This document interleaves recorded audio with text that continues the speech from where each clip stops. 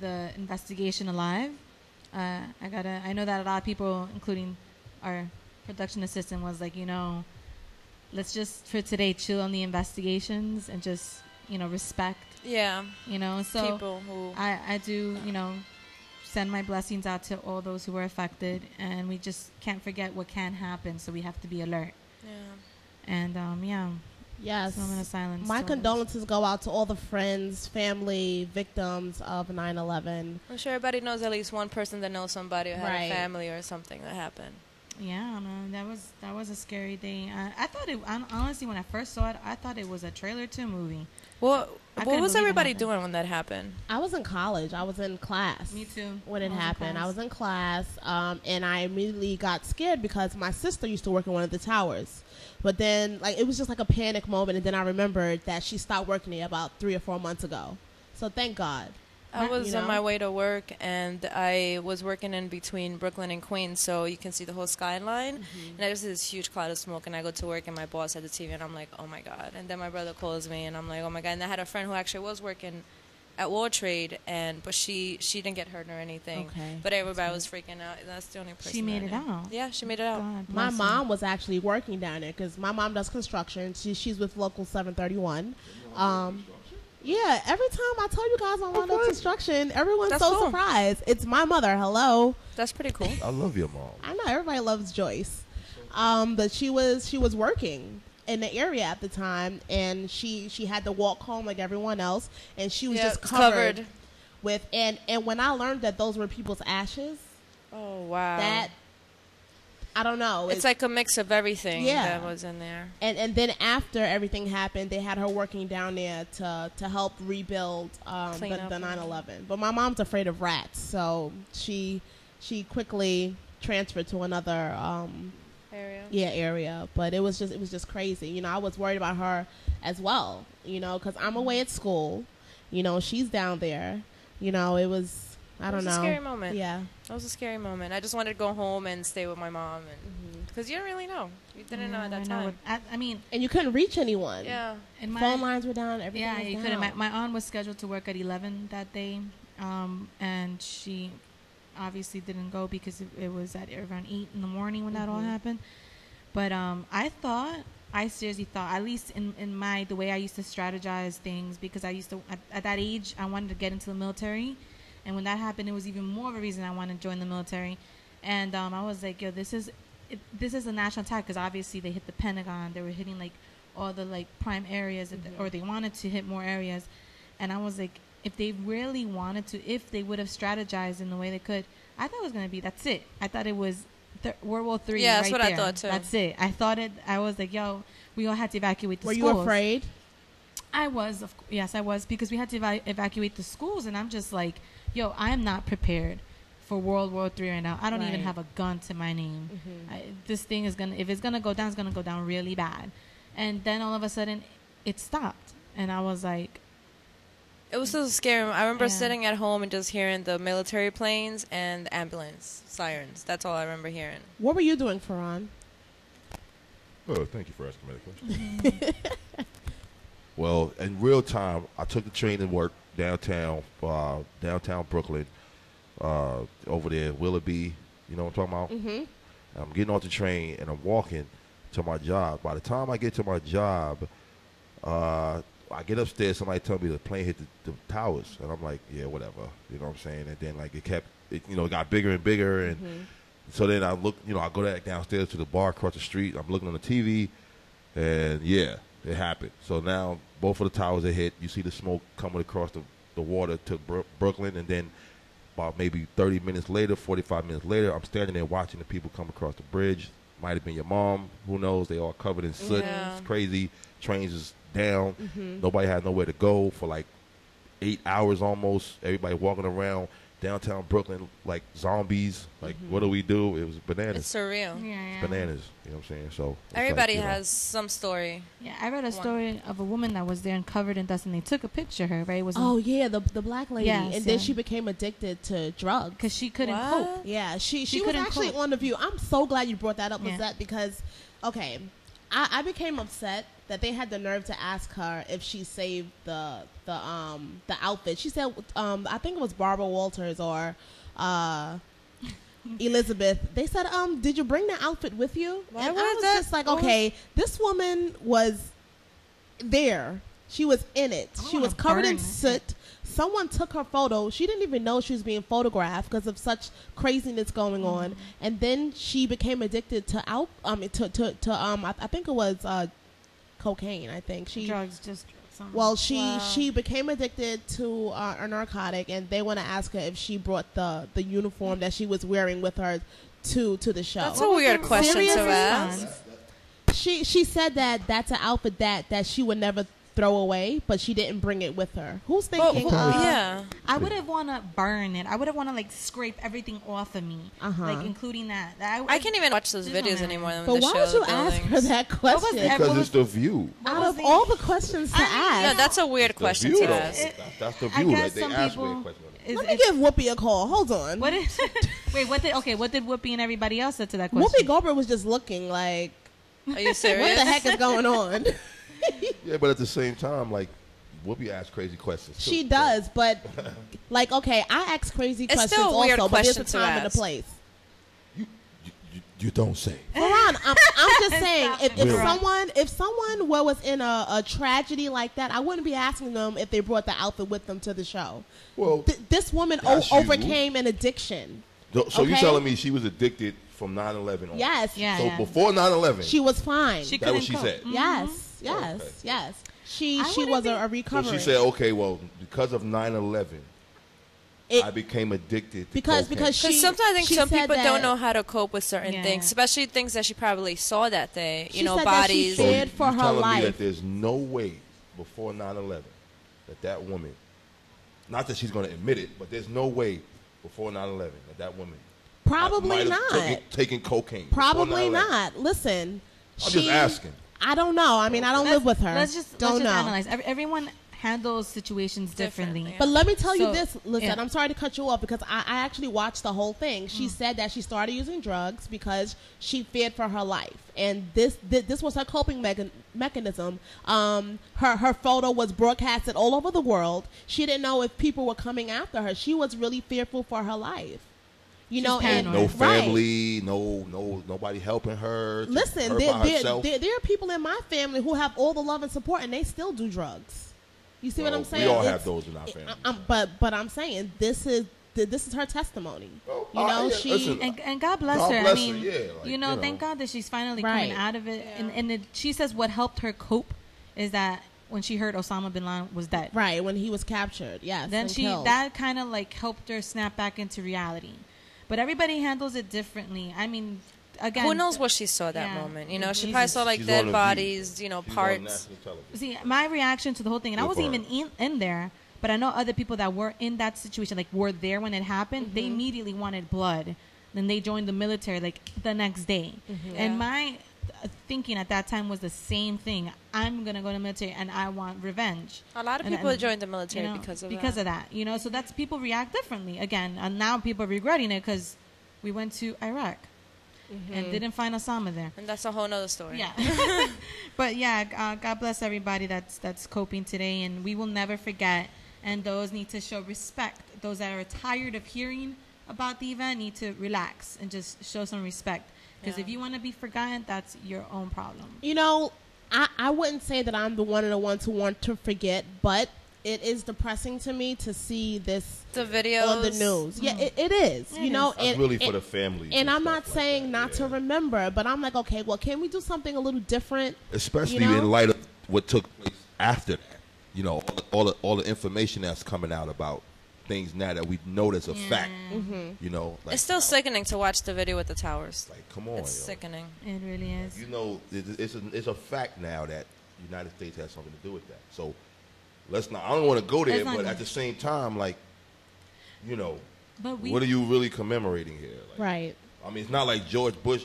I mean, when they killed Osama bin Laden, President Obama went to Ground Zero. He wanted George Bush to join him, and he didn't want to join him. You understand what I'm saying? So, like, I didn't know that. You didn't know that? Okay. You remember when Osama bin Laden was captured, right? Yeah. And he was killed. Do you remember right after that, President Obama went to Ground Zero? Yeah. He called George Bush and asked him to join him, being as when this happened, George Bush was president. He got us into this. Right. So he's like, okay, well, let's meet up at Ground Zero and you know, let people know that we finished this thing together. You started it, I finished it. Let's you know, together we won. You know what I'm saying? George Bush said, no, I'm not coming there. 9/11 is your problem from now on. Well, I'm not going I back. would look at it like this. I mean, I didn't know that, but now that I'm hearing that, I would think, when has George Bush ever made a smart decision? So I really wouldn't. Exactly. So in light of all of things that he wasn't there. In light of everything that all the information that has come out since that day, it's like, okay, look, like I said, the commemoration is for the families. Yeah. Respect that they lost their family member. So that's really what the whole idea is. It's Right. Let them do what they do. Right. And of course they're going to blow it up on television because of what happened. So, but if you don't agree with the commemoration, just look at it like, okay, well, that's if you lost your family member in 9/11, you would want that data. You know, just like when you lose a family member and you bury them on their birthday, whatever, you may go to the grave site and, you know, take a moment and, you know, remember your family member. So let them do that. Let them have that moment. That's all I'm saying. If you don't agree with it, that's fine. But let them look at it like, okay, this is a day for them. Okay. Not for us. It's for them. So it's about, you know, thinking about other people, basically. You know what I'm saying? That's the point I'm trying to make. Got it. Thank you, Reverend Farron. That's my editorial for today. I'm going to start doing editorials. But before we take a quick break, we do want to mention that we do have our special guest today. Yes. We have Mr. Skip Dillard in the building. Woo woo! And Chasaan just came through right now. And we will have Con Boogie a little later on. And we'll be introducing his new music video, Victory Lap. So we will be back in a short break. I know that Siraj is going to be getting that camera ready for that break. Right, Siraj? Any minute now. Any Any minute now. Because, you know, Siraj likes to, like, you know. I'm keep us in excited to have suspense. Skip on the show today. He was at the It Takes a Village to Raise a Child. It takes a community to raise a child. I'm sorry. It takes a It community does, to but raise no, a the original child. saying is it takes a village. It is, and that's why it's embedded in my head. But he was gracious enough to bless us with his presence at the It Takes a Village community to raise a child. The 24-hour child daycare event by Susan Samuel. So we'll be back in a minute. All right. I'm like, yeah. Village. It's so stuck in my head. I need a drink. Where's Betsy? I miss her. I was chilling with her on Friday.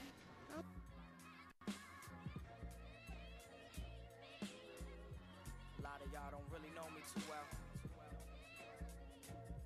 so I figure I'd do this, shed some light on who I am. My life is all I have, my rhymes, my pen, my pad, and I done made it through the struggle, don't judge me. See what you say now, you won't budge me, cause where I come from, so often, people you grew up with are laying in the coffin, but I done made it through the pain and strife. It's my time now, my world, my life is based on my family and my friends telling me to keep my faith strong. He like keep spitting that shit we relate to. You made it through the storm, you'll never let it break you. Right. And I appreciate the love and support.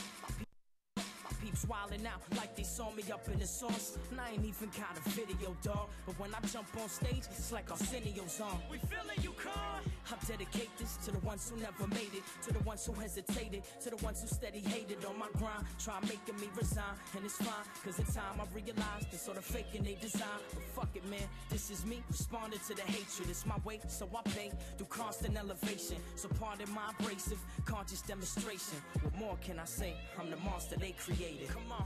My life is all I have, my rhymes, my pen, my pad, and I done made it through the struggle, don't judge me. See what you say now, you won't budge me, cause where I come from, so often, people you grew up with are laying in the coffin, but I done made it through the pain and strife. It's my time now, my world, my life is a story untold. It's cold and most times it gets poorly exposed. You know, I've seen a lot in my short life. Believe me, I've done more than just hold mics. I had broke down mentally and wasn't feeling right. From one day to the next, I had lost my will to fight. And if it wasn't for my moms and my ex-girl, I would have been gone like cons in the next world. I couldn't handle the shit, it was a battle within. But I swear to God, I never lose my balance again. I'm on the saddle again, you can't break my stride. So if you ain't rolling with me, then don't waste my time. Can't change my mind, cause this is what I'm meant to do. So take me as a blessing like an angel has been sent to you. And I'm a rep for you, gripping the mic. K.O.N signing off, baby, this is my life, my life. My life is all I have. My rhymes, my pen, my pad. And I done made it through the struggle, don't judge me. See what you say now, you won't budge me. Cause where I come from, so often, people you grew up with. Yeah, we're back. It's the Urban View. Happy Sunday. The talk meets Happy the table. Sunday. Yeah. Happy Sunday. Hi, nice to see you again. You didn't give me a And we are back from a little minute break. We do have Mr. Chasaan Czar Sar. and Chasaan. Chasaan. No, just making sure the mic had talking it. Okay. Say Can you hi. hear me? There you go. Hi guys. And we have. Sorry, hold on a second. I'm gonna. You get Siraj's attention. Siraj. I love this song. The music. What is he saying? I put that shit down on paper. Yeah, now he got it. All right. So today we're talking about actually Chase. Am I saying it right? I always say your name. Chasaan? Chasaan. Chasaan Sar. Chase Song. He said it so smooth. Chase Song, girl. What's up, baby girl? Get it right. Chasaan. And we are talking about actually he's an author of a book. Let me see the book. It's called Each One Teach One for the Love of Money. Yes. Now you got to tell me what that is all about because it says you're the legendary hip hop producer Chasaan Czar, and it's for the love of money. Are you talking about the hip hop industry? Or are you talking about just life in general? I'm talking about the streets. The streets. Life in the streets. All right. Talk to us more. Tell me what this book is about and why it's important for everyone to pick up a copy. Okay, Each One Teach One is based in the Bronx, in the South Bronx, which is the home of hip hop. I'm one of the pioneers of hip hop as a producer. I started in the game. I signed my first contract at 16 years old, and I've been that's since 1980, and I've been doing it ever since. 16. Wow. Yes, yeah. And Each One Teach One is basically the life that we live in the hood, in the PJs, growing up in the projects, in the streets, and the games that's involved in our lives, the drug games, the violence, the gangs, and all through the different eras, the things that we experience in life. And I read a lot of. Sorry, got it. Okay. Yeah. No. Hold on. There. Okay. Yeah. You gotta hold it. My time, I've read a lot of urban novels, and I kind of felt that something was missing. These authors weren't teaching anything positive. They were just glorifying the violence. They were glorifying the drug game. They were glorifying incarceration. And we're losing a whole generation of our young people to this, atrocity. And nobody's stepping up to the plate to teach these young people that there's a better way. And all we have to do is be intelligent and do some things. We can make money, get money is the driving force of the streets. But we don't have to be stupid any longer. We have intelligence now. We can use that intelligence to overcome these obstacles and step ahead. So Each One Teach One is about teaching our young people how to take control of the future, which belongs to them. Amen to that. Wow. And okay, I was looking at the synopsis here. This is based on people that you know, the book? Yeah. It's hold on. Okay. Yeah. The book is written in fictitious form, but it's based on my experiences in life. Oh, nice. Yes. So what is your target audience for this book? My target audience is the young black male from the ages of 18 to 24. Okay. They are the most, statistically, they are the most subject to either die early at a young age, to seek a death at an early age, or to be incarcerated at an early age. And they are the critical link to our future. because without our male perspectives, intelligent young black men coming up, when 20 years from now, it's just going to be our women, and they're going to be by themselves, and their babies are going to be raised by single mothers, and that's not going to be productive for our people as a whole, and that's not just. I don't want to limit it to just black people. It's blacks, Hispanics, minorities in general, those who are underserved and underprivileged in the urban communities. So I'm just curious. Like I understand you want to help the young black male youth, but what prompted you to actually write the book? Was it a life experience? Did you go through something? Did you see something? Like what made you say I have to write this book? Like I said in the beginning, yes, I've been through my own experiences, and just the things I saw on the streets. The gang violence has elevated to a level of these young people don't even care about life. There's no value on life any longer. It's really sad. The system has no problem dumping our children in a prison system, and to me it's reminiscent of modern day slavery. They would rather put our children in a prison cell before they would put them in a classroom. A classroom that's going to actually teach them life skills and teach them something that can actually be beneficial to them in life. And change the mentality. Exactly. And a lot of times, like I said, I've read a lot of urban novels, and I felt like these are adults who are writing these books for the sake of getting a paycheck. But they're not teaching our children anything. Right. And they're using the street language, the violence to attract these young minds. But these young minds are very, very influential. They're easy to influence. So as a pioneer of hip-hop, I hear a lot about, well, it's hip-hop's fault. The music, they blame the music for the lyrical content, and it's teaching these kids to be violent. Well, nobody said that about the Terminator when he was blowing up cities. Right. Nobody said that about that, and they voted him in as the governor. And guess what he's doing? He's mass incarcerating our youth in California right now today. So when you he's not in office anymore. Well, he was. When he was. You know what he mean for wrong. Right. So basically, that's the point. It's like they don't blame themselves. They don't take no responsibility. So yes, okay. The industry, the hip-hop industry, is basically controlled by the powers that be. And if you come in there with a positive message in the music, in your lyrical content, they tell you to keep it moving. But if you come in there talking about I'm a gangster, I'm a killer, I'll blast you and blow you away, and I'll sell you a key of coke, then you're a hit record. That's something that we need as pioneers, as adults, as intelligent black people. We need to take control of that situation and force these people to do what is necessary for our children. We need to teach our children ourselves. We need to take control of that situation, and that's basically what inspired me to write this book. Okay. Thank you. When you say force them to do what's necessary, can you expound on that a little bit? Sure, I can. If you go to the industry and all these executives and what have you, how did they get where they're at?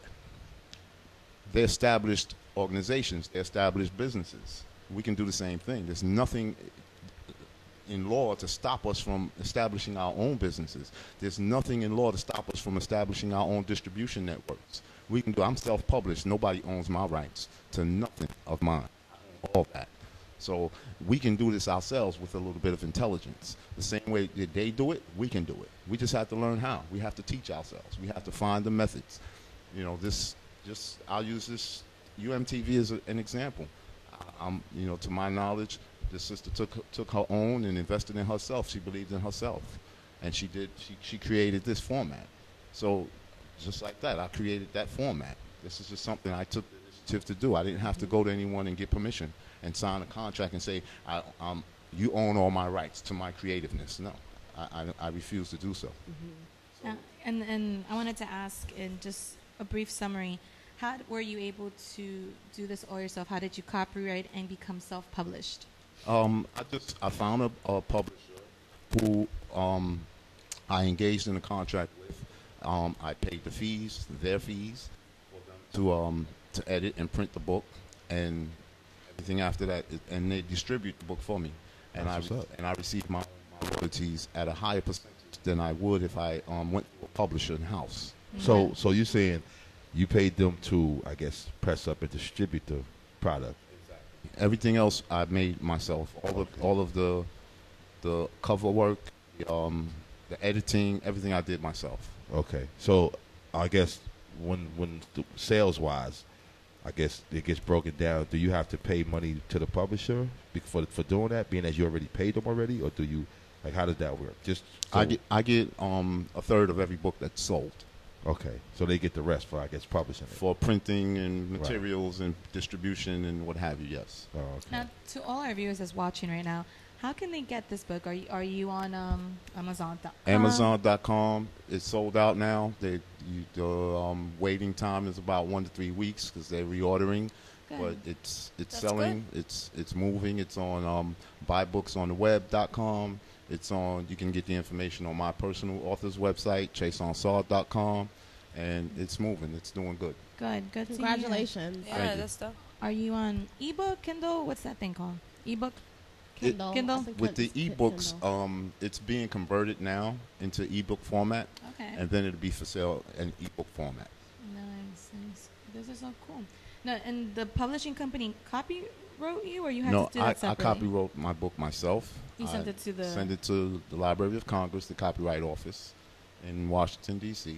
I copywrote all the materials mine. It's copywritten under my name, and the publishing rights also belong to me. Nice. The publisher can't touch it. They can't do anything with that. Without.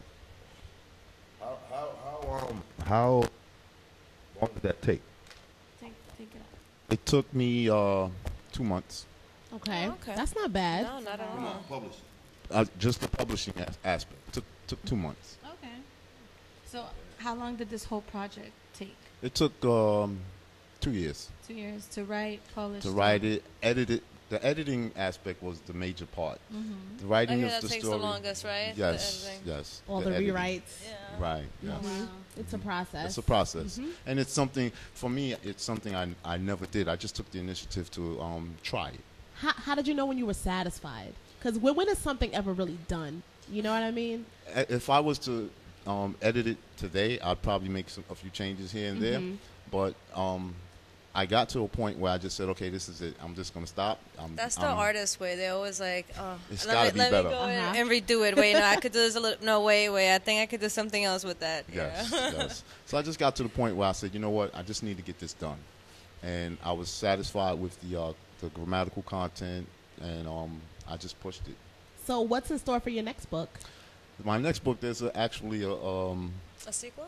yes. No, well, it's not a sequel. It's a character from this book, but it's his own story. Okay, that's cool. that's interesting. Yeah, Like there's a a first. spin-off. Yeah, there's a first chapter. At the end of this book, the first chapter of the second book is. And is this your first already book? there. This is my first one. Yes. But have you written stories before? No, No? Oh, wow. Okay. How much is your book? it's $16.95. Okay, I'll purchase one today. Okay. I would like to read your yeah. book. That's I'm all. curious. I want to, too. And could you tell our viewers again if they want to purchase your book? It's on Amazon. Amazon.com. The wait is 1 to 3 weeks, though. At when I last checked, it was like they were sold out. They were out of stock, and Okay. the wait would be 1 to 3 weeks for shipping. Doesn't that feel good? Oh yes. Oh yes. Oh yes. So they can go to your website, too, and it would be your name. Right. ChasaanCar.com. Okay. You gotta spell that for everyone. Yeah. ChasaAN. That's 2 A's in there. CSAR.com. Okay. Yeah. Now I know you also are part of and on Facebook. I'm friends with him on Facebook, and you have started a group known as Hip Hop United. Yes. Now, can you tell everyone that's watching right now what that is about and where you're going from there to grow in that community? Okay, this one now, this is kind of special to me. This is my baby right here. Hip Hop United is my contribution to the hip hop community. It's a culture. This is something that we created on the streets of the South Bronx. Poor kids who just was having fun. And the way I see it now, they took this from us. And it sort of like reminds me of the book Stolen Legacy, how the Europeans took all of our intellect, all of our knowledge, and then they claimed it to the world as their own. Well, this don't belong to them. This belongs to us. And I intend to see to it that the world knows that this is ours. So Hip Hop United is all of us coming together, building a network so that we can present hip-hop to the world in its proper content. We have links in Atlanta. I have a co-founder down there, Ms. Cynthia Blackman. She's down there doing tremendous work. There's a lot of artists who don't get no recognition. They are producing good, clean, real hip-hop. That's what the game is missing now. The content, even the young people. I speak to young people. My son, his name is A.K. Ahmed, and he's a studio engineer. He went to school. He's never been in prison. He's never been in trouble, and he's trying to move ahead in the game, but he's having problems. You know, so I'm here to open those doors for him and see to it that he can get that opportunity. And we need to be able to do that. So we need to reach out to our young people. That means going on the grind, going on the streets, pounding the pavement, reaching out to these young people and letting them know everybody can't be a rapper. That's the misconception. Everybody the first thing they want to do is, these young people, they want to try to be a rapper. Everybody can't be a successful rapper. But the industry has so many facets to it. You can be a videographer. You can be a fashion designer. You can be a journalist. You can be an announcer. You can be an interviewer. You can be the person behind the scenes. So you basically let these young gentlemen know their possibilities. There's so many, yes. Okay. And they're not aware of these opportunities. So we need to go to the industry and say, hey, listen, we want you to give our young people an opportunity. Give them an internship. Take some young kid under your wing and teach them what you know. Right. And Hip Hop United is actually established now as a foundation, so we'll be able to receive donations and grants, and we want to actually build a scholarship fund. Okay, I was going to ask about that. Yes, and we want to actually reach out to those who are successful in the industry and say, hey, listen, we need some support here. It's not going to cost you anything. It's a tax write-off. It's charity. Right. Okay, so give us some support so we can help our young people. We'll walk the streets. You know, you don't want to be in the streets because you got bodyguards and what have you, and you're a big celebrity or whatever. Okay, fine. I don't feel that way. I want to walk right on the streets with my people. Right. I don't ever want to be detached from them. So do you think that's what makes your organization different from other groups that are trying to help young black youth? Because, you know, you aren't the first, you know? Sure. So what really sets you apart? Well, what sets me apart is that we're using the music as the attraction, okay? And we're also, like I said, we are right there with them. Okay. We're not apart from them. We right there. I still live in the hood. I haven't moved out of the hood. I live in the hood. I still walk in the projects, and I still greet and meet my people every day. And these young people, I see what they're doing, and if you reach out, if you reach out to these young people, if you attempt to reach them and you're kind of criticizing them and shooting them down and what have you, they're going to rebel against that. They're not going to embrace that. But if you reach out to them and be like, yo, what up, homie, peace, and show them some love, they'll embrace you quicker. Yeah. And then you can kind of show them, well, hey, yo, come hang out with me.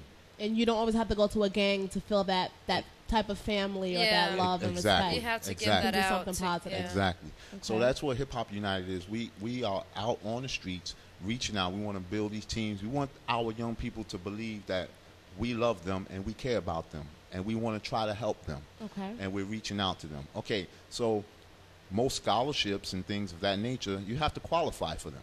Well, these are the kids that don't qualify. What are you going to do with them? You're just going to forget about them? And throw them in the prison system when they commit a crime and say they're wrong because they weren't trying to survive?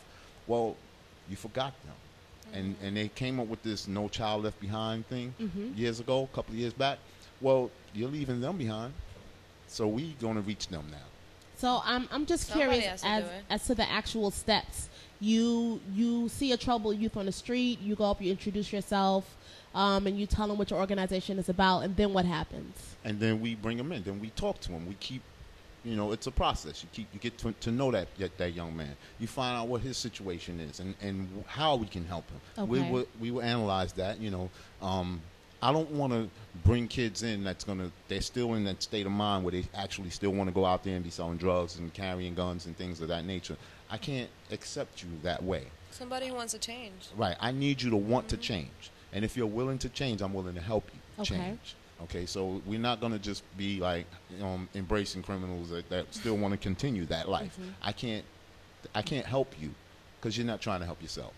You know, it's just like a drug addict. If a person is on drugs, you can put them in a program for 6 years or 10 years, and he still come out of there and still will go use They drugs. have to be willing. You have to want the change. Okay, I understand that. But let's say, for instance, hi, my name is Hakeem. I'm selling dope. I don't want to sell dope, but this is what I'm doing. I really want to be a business owner. Okay. How do you get me to that point? Okay. I can get you. I can take Hakeem under my wing, and I can have him work where he's going to make some money. Okay. I'm not going to give you $10 an hour because that's not going to be attractive enough for him if he's making $1,000 a day, and I'm trying to pay you $100.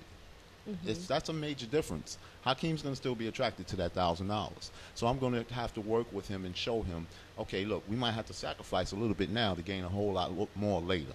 I have to show him that, but he has to be able to visualize it. You can't just tell him. You have to show him, and that's the key. That's the key to it, is that, look, I can help you set up, and you can learn how to shoot videos. You want to own a business? You want to do videos?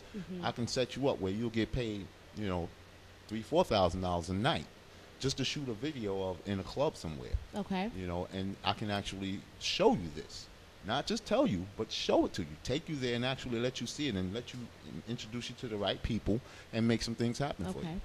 So that's the difference. You can't just tell these kids, well, hey, go sit in the classroom for 18 months and learn how to be this. That's probably not going to work for them. That's the problem. So do you have an actual center that they go to, or? Well, right now we are still in the establishment phases. Okay. Find them on Facebook, you said? No, he's currently have a page on Facebook. Right, we have a page on Facebook. It's called Hip Hop United, and we have a bunch of pioneers that's on the page.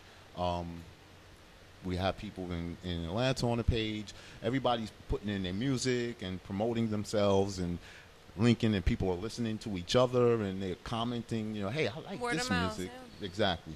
So we're just another addition to what is already out there, Reverb Nation and all these other web, MySpace and what have you. But we're doing it in a sense that we're trying to help each other. Okay. That's what's up. So if there's any youth out there that wants to reach out to your organization, what would they have to do? They just go. They can. We're actually publishing our website, hiphopunited.org. That website's up. You'll be able to go on that website, put your information in as far as contact info, and I'll get back to you. Okay, nice. Well, before we go on a break, I did want to just say to reach out and check out this book, Each One Teach One, by Chasaan Csar. Right? I want to say something before we. Wait, you got to go on Amazon.com or his website. Yeah. You can also find it on Facebook, but it's ChasaanCzar.com or Amazon.com, or what was the other website? Buybooksontheweb.com. Buybooksontheweb.com. Each one, teach one, for the love of money. I'm sorry, Frank, go ahead. All right. Like a lot of people, just to give people an idea of who this man is, you know what I'm saying? He's a good friend of mine or whatever. He has a cousin that's in the industry who's a pioneer, rap, old school rap artist. Who's your cousin? Grandmaster from Grandmaster Flash and the Furious 5, Grandmaster Melly Mel. And Scorpio is another homeboy of mine. Sure. And Raheem from the Furious 5 is actually on my board of directors of Hip Hop United. Break it down. Yeah, we all go, we go way back. I mean, we go back before there was hip hop. I know these brothers since we were in elementary school. We were in the Boy Scouts together and things like that. We grew up in that area that brought us all together and linked us all together before there was music in the South Bronx. So you basically was there at the birth, the actual inception of rap and hip hop, the culture when it was first, before it blew up on TV and all that. You remember when it was just in the streets? The first time I ever saw a DJ with two turntables mixing break beats was Kool Herc, and it was in 1974. I was a 10-year-old kid. 74. Yes. Wow. Just to give you an idea who you're talking to right now. All right, moving right along. All right, so check out his book. We're going to go on a quick break, and our next guest will be Skip Dillard. Again, it's Each One Teach One, for the Love of Money, by the legendary hip-hop producer Chasaan Csar. All right, thanks, guys. I'll be right back. Peace. Are we on break?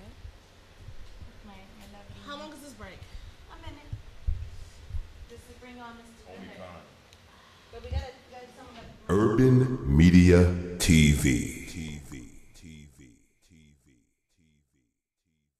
Urban Media TV. What I need anymore. You said he was just a friend, but we all know that was just pretend. Oh, baby, you don't got what I need anymore. You said he was just a friend, but we all know that was just pretend. Yeah, when we first met, and you also said you had a tendency to hurt, man. At least the good ones, but I was hooked, son. I should've known from the start you was a shook one. Yeah, and that's all that he was to you. If it was easy for me, I knew he'd fall in love with you. I trusted you, and you broke that. Then I broke down with no sound, as if I had my throat slashed. Meanwhile, he was running game, just another troubled dame, under stress and overstrained. You let him in, and you let him go straight through. Meanwhile, I'm at home faithful. Yeah, and that's why you never turned to me. That shit was hurting me and burning me to the 3rd degree. But I ain't have the nerve to leave in denial like I deserve to grieve. Fuck that. You don't got what I need anymore. You said he was just a friend, but we all know that was just pretend. Oh, baby, you don't got what I need anymore. You said he was just a friend, but we all know that was just pretend. Yeah, but I was never jealous of it. You had your fun, I had mine. Together nothing could ever stop us. At least that's what I thought before. Shit changed, what'd you become a monster for? And I thought they was on the dude's side, but nah, they was promoting for the new guy. While I was in the lab working on my music, you was in the club serving up excuses. And that's cool, you could keep them. As for me, I refuse to be the fool that you sleep with. And to think I almost played myself. Good thing I was smart enough to save myself. Yeah, but you'll never have this man's love ever again. So go ahead, act tough, but please don't text and don't phone my number. Face the facts, it's over. Grow the fuck up. You don't got what I need anymore. You said he was just a friend, but we all know that was just pretend. Oh, baby, you don't got what I need anymore. You said he was just a friend, but we all know that was just pretend.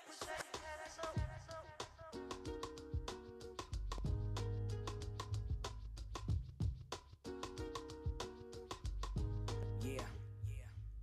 What makes you...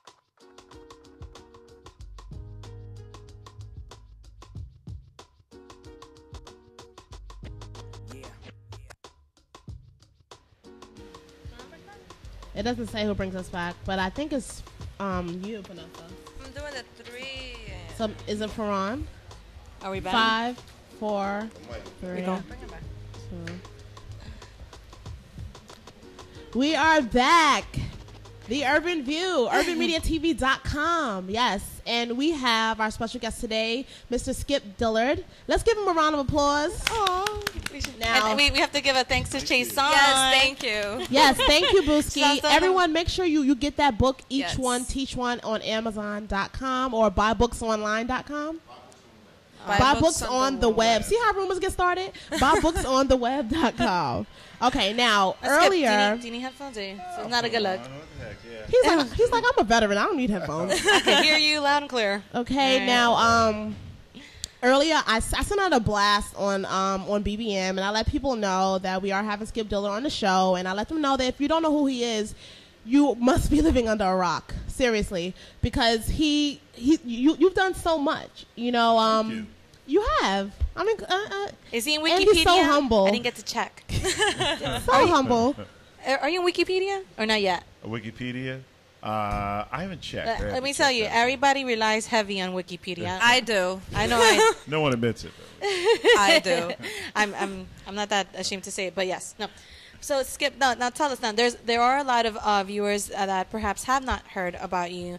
So give us a little biography about who you are, what you've done, and what you're doing. Yeah, sure. Born in Queens, New York. Queens. And eventually moved to North Carolina. Dad got a job transfer, but always had an interest in music. That was probably first and foremost in my life. So it kind of started, just listening to radio all the time. It had always been kind of a hobby. And when I got to college, got involved with college radio. And didn't really think of radio as a career. It was more fun for me because I was a teen DJ. I would mix at all the local teen clubs in my hometown in Greensboro, North Carolina. And, finally, when I got out of college, radio just kept paying the bills. I was into video production. I was into writing and thought I wanted to write for a newspaper. But it just seemed the only jobs I could get were radio jobs. And one day I said, what happened? Wonder what would happen if I focused on radio. And about 8 months later, I was working in the business full-time, worked in New Orleans, Louisiana, became a program director there after 2 years as a, fly hip-hop night jock at 24 years of age.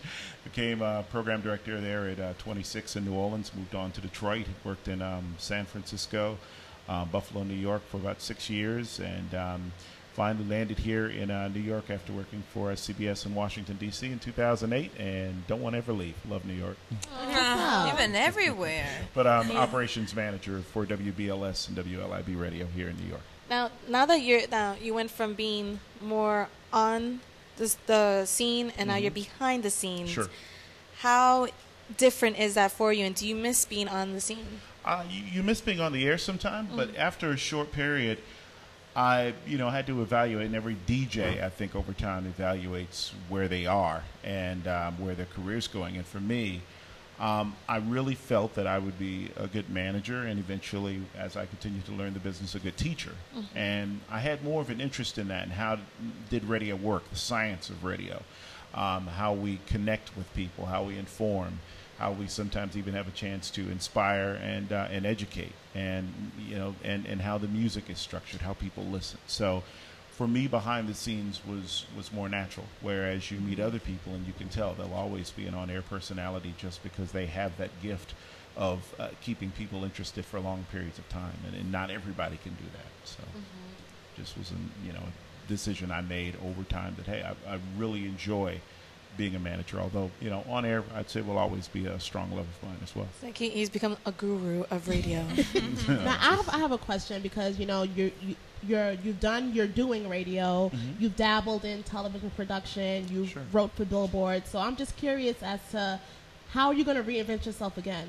You know what? It's not really so much as reinventing yourself. I think that media allows you to do a variety of different things, and I've done some voiceover work, and something that I want to continue to get a little more involved in as I go, as I have more time. Down the road, wouldn't mind teaching at a university. I think that not enough students coming out of college take radio seriously, because when you get out, you make like no money. I went through it too. You have to like, sacrifice. Ramen noodles and all. It's like being a college student all over That's again. how I survived. Those damn noodles. I'm serious. They're the best. But I think inspiring people and letting them know that they're great careers in our business is something that I'm very passionate about. I speak at colleges, I speak at high schools, and I find out people know very, very little about radio. And, as they learn, they become sometimes more interested, and hopefully, we can stop the brain drain that goes to TV that, is increasingly going to the internet as well. And I wanted to thank you for being part of It Takes a Community to Raise a Child. It was a small event in Ozone Park, but I wanted to ask you, being from Queens, I'm not sure if you've faced any type of obstacles coming from an urban community, trying to make it, either if it's in radio or just in your career as a person. Did you have a large support group from your family?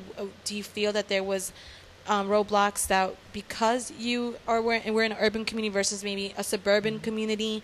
I always ask these questions because I feel that many people, I don't know if they make excuses or they're legitimate things that are going on in their life that they feel interfere with their success. I think it's about just being better. We'll tell you a quick story. My very first interview when I got out of college was with an advertising agency. And so I'm all excited. I have my writing samples and everything. So I get over to the agency, and I have my suit and tie. Well, here comes this older white gentleman in shorts and a T-shirt, and he insists on going outside in 98-degree weather in North Carolina, and we sit on a picnic table, and you know, the needles of wood are getting up my behind and all that. And this is a horrible picnic table. And so we're talking. He goes through everything, and he says, you know, I just wonder, a young guy like you, you could be up in New York somewhere, selling drugs and making $300,000 a year. God. Why do you want to come work for me for no money? And, I quickly knew. I said, this is not who anybody I want to be associated with. And I said, dude, I even looked at becoming a cop so I could fight that kind of crap. What are you talking about? And he paused. He said, it's just making light. It's not making light. But, along the way, you always encounter some obstacles. You encounter some, misconceptions. I've been at corporate meetings for major companies, one I worked for, and I can remember being between the women and men there, probably maybe the 8th or 9th minority out of 250 managers. That has happened before, and they own...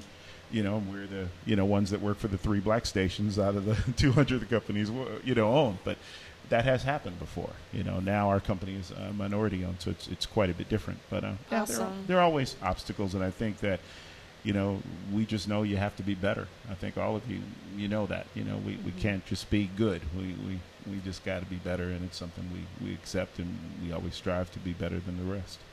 Now, working in the industry, radio, where do you see the development of radio going in like the next 5 years? Digital. Okay. Just what you guys are doing right now, Urban Media digital. TV. You're already on the cutting edge. These guys got a laptop open, streaming everything. That's where it is. And I tell people we pre-package content, we do live content, and we post-package content. That means, let's say Maxwell walks up for an interview on Monday. I'll have Maxwell agree to do a quick video segment in our production room. I'll have Maxwell do some on-air segments live. I'll have Maxwell not only do video, I'll have him do some recorded audio that we can package up as a podcast, drops, everything. So now when an artist comes, it's funny. Not only that, we even ask the artist to tweet they're coming before for our Twitter audience to know that so-and-so's coming to the station, so people will tune in and listen. So you're going to see radio continue to become more digital because we have to be everywhere you are. The beautiful thing about the program, the format we're in now, is people can access it from anywhere. The people watching it in a variety of devices, iPads, laptops, whatever. Telephones. And now, we're a pretty spoiled generation coming up now. We want our stuff now, and, we want a song. We don't want to wait till the record store opens on Monday. You just we want to download it now, today. In fact, we don't want to pay for it either. It's really scary. Free 99. Free 99. Exactly. No, and you know what? I wanted to know, in one of the things that I'm not sure if radio is still doing, but are you guys planning to do showcases? Are you guys planning to be more in part of the community? Because I know that I've been to like festivals like Rock the Bells, and Rock the Bells had a lot of sponsors, but the main person that was there was Peter Rosenberg. So I'm not sure if WBLS is planning to do those things this year or in the upcoming future. We're experimenting with several different developers. We tried one website, and I won't say the name because it didn't work, but it would actually, and the technology is evolving fast and so quickly that I think by early next year we'll have something. But we actually have been working on a technology that will allow new aspiring artists to actually upload their content. Not only that, but listeners can just log on and vote for it. And then we can, on the air interact with listeners and say, hey, this is Miss Thang over here. We want you to hear her and check it out, and we'll play it on the air if you guys vote for it. Those are ways dope. that we That's really really that good. Yeah, that's it gives cool. us good research. Yeah. Because again, still we get ratings and ultimately our money by the quality of programming we provide. And a song can be great, but if it's not great for our station, we lose listeners and ultimately ratings. So having listeners able to kind of help, really truly get into our stations always we play what you say. Well, not really, but now we're in a position where we can do that. Where you can actually tell us how you feel about something long before we think about putting it on the air. So it's changing. Yeah. So when you're doing that, We can't hear you. It does work. We can hear you. I hear you. Hello. Go ahead. Yeah. We can hear you. Sound great. Use your mic so the viewers can hear you. Yes. Now, like I was saying, how do you, that's a good point you brought up about whether the song. Hold on, take my mic here. He's shaking it. Take this so this because I still can't hear myself. it's a headphones. It's probably headphones. So, how do you determine what song fits your station? Because I know you get received with all types of artists giving you all types of stuff, all types of music, talking about play my song, play my song. Now, we all know you can't play everybody's song. No. You have a playlist. Yeah. So, what is the determining factor on what songs get added, what songs don't get added? Certainly. The determining factor, there are a couple of things. Number one, it's the story. It can be an artist no one's ever heard before. But is this artist, for instance, produced by somebody? Now, we don't really look at producers to grade how good a song is. But it helps, like, for instance, if the artist was, let's say, discovered by Alicia Keys. Okay. Or he or she opened for somebody. Rock the Bells or a major festival. I'm trying to think of a brand new art. For instance, an artist that's kind of neo-soul has been out a while, like Aledisi. Right. You can go on the merit of her songs, even though, to the mass appeal radio station, she's fairly new. But for many new and unique artists, like, for instance, when Erykah Badu first came out, her, On and On was different than anything we played. It was throwback, but yet it was hip-hop, but yet it was so. Stations were kind of confused. But ultimately, for making a choice on a song, honestly, the thing I do what I was taught. I put the song on and then turn it on the radio and see how it matches up to what's already playing. Because, I remember, and I've done hip-hop radio as well. And it was funny having a rapper come in and say, I'm the next big thing. And I'm listening, I'm saying, but can your song follow a Jay-Z record? And I ain't expecting it to be as good. You're a brand new artist. You don't have, the money he's got to put into a single and all that. But can it stand up to playing after Usher plays? Can it stand? Is it quality? Is your record quality enough to follow behind it and not sound like it's 50 levels below what's currently on the air? Right. What people want to listen to. You play the other song, they're like, what is that? Yeah, and I mean, one of the challenges, I can't tell you how many records we get that haven't been mastered. One of the most expensive processes of recording is not getting the instruments and all that. It's physical mastering. And you would be surprised how many records I get to the station. It sounds like it was done on a little Casio keyboard, and I'm like, hey, you can't play that. You're going to have to take it to. Now, I'm not saying you got to, get Kanye's people to do it, but, at least you invest in yourself, right. And you can be the greatest singer in the world, but nobody's playing something in which the instruments sound like they're in all corners of the room. It's got to sound, sound quality. Good. It's got to have quality. How do you tell an artist that? Artists are like, honestly, you could emotional but gently. Just say, hey, this is what you're up against, and I tell them, hey, I want to give you the best chance to succeed. If I really believe in what somebody's doing, and others, like I heard a young lady who was phenomenal, and I wish I remembered her name, but she sings in an African dialect, which is real deep. It's something that's a little far, too cool for the room for the general market audience, but definitely I've passed her concepts on to some not only producers but a couple of label executives that specialize in artists like Esperanza Spalding, because there's a place for every artist that's quality. It doesn't and just because you can't get 80 spins a week on BLS or Hot 97 doesn't mean that you don't have merit and that you're not a great artist. Esperanza Spalding, who I just mentioned, you can't catch her on radio. However, she's performed for President Obama several times, including his Nobel Peace Prize. Beat out, Justin Bieber, which the Academy was going, oh, how could this happen? But she's good, right. She doesn't need 80 spins a week. She's a great artist in her own right. Accept it. I have a question. R&B music today. Mm-hmm. How do you feel about it? Are you impressed? I'm impressed with some of it. I'll be honest. I'm a little more worried, a little more concerned about hip-hop right now. Okay. And the reason is that if you look at the public schools, the music programs are the first things to go. There's little creative writing in our public schools. Yeah. And virtually all hip-hop comes out of the hood. You don't see hip-hop coming out of, Burbank and Santa Barbara, or, places where the public schools are top-notch. And, kids get their first exposure to music if their parents aren't musical. Now, dad plays the bass and the Gap Band. There's something that's Earth, Wind & Fire is totally different. But for the average kid, public school, for me included, was the first place that I got exposed to music. Mm-hmm. And, you know, when you have kids coming up aspiring to be rappers and they can't write poetry, you've got to be concerned.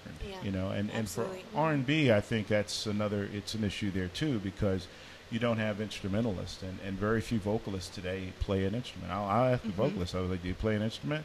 Oh, I really want to take piano lessons. We'll go do it. Because you really need to, you know, again, invest in yourself in order to grow and really be strong. I'm not saying you have to be Alicia Keys, but at least be proficient to where you can write and compose a song, you know, without, you know, losing the thought in your head before you can get someone to put it down on paper for you. And that's the key, guys. Invest in yourself. People have to believe in themselves and invest in themselves to really make it.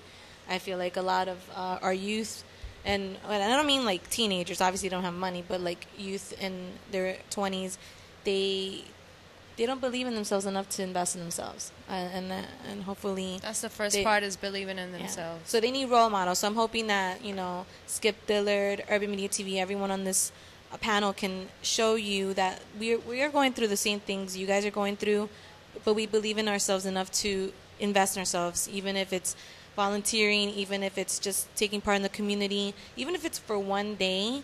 You've done more than doing nothing. So I did want to thank Skip Dillard, because we do have to take a little break, 10-minute break, for coming through now. Check his production out, WBLS, on the radio, 107.5 FM. And we will be back in 10 minutes, so please stay tuned. And we will be having Mr. Khan Boogie as a guest today. Thanks. Is Siraj paying attention to me now? I have more questions. I wanted to know what you meant.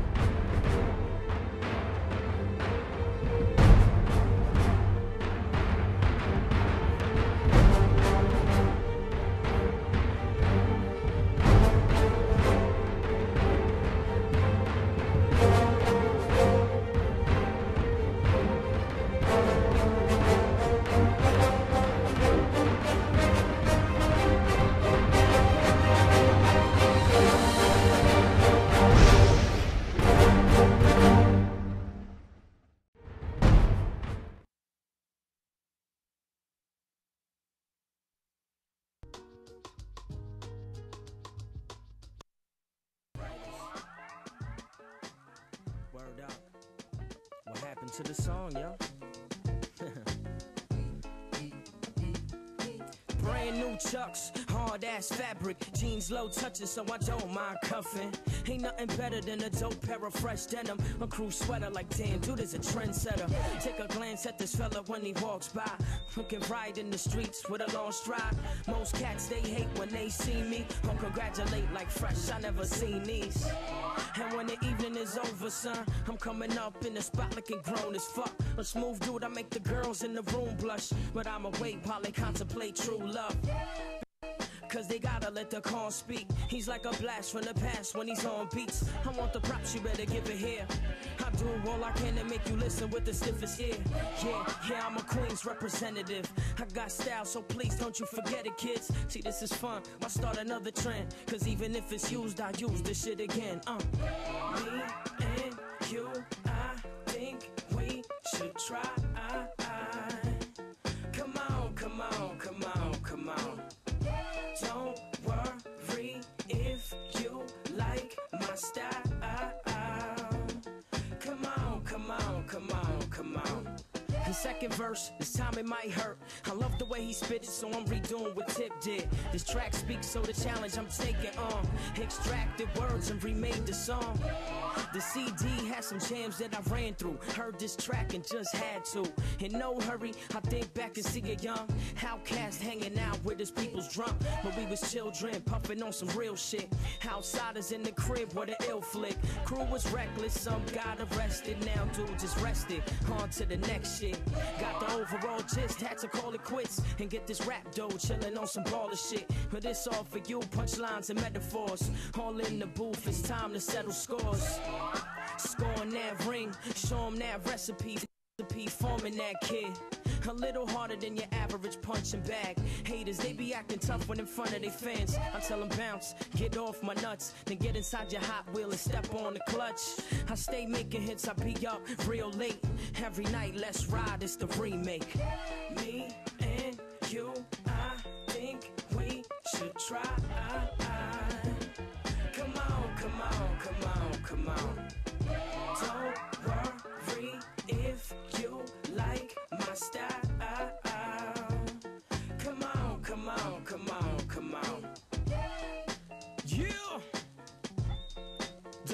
good, man?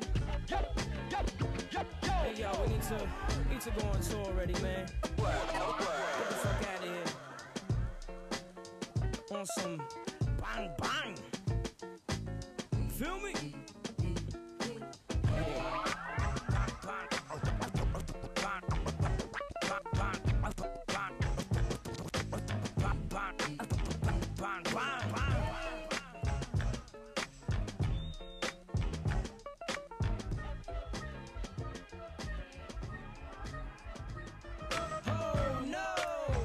Again, I've had it with trends, so here's another passionate blend for y'all to marinate in. I'm a scatterbrain, I splatter pain across an actor's face while I'm parasailing. Yo, K.O.N, fuck you talking about? Man, that's a metaphor for how I settle scores and call a bitch out. Okay, cause I can scrap as good as I rap, dude. So test me, I'll put my foot in your ass, true.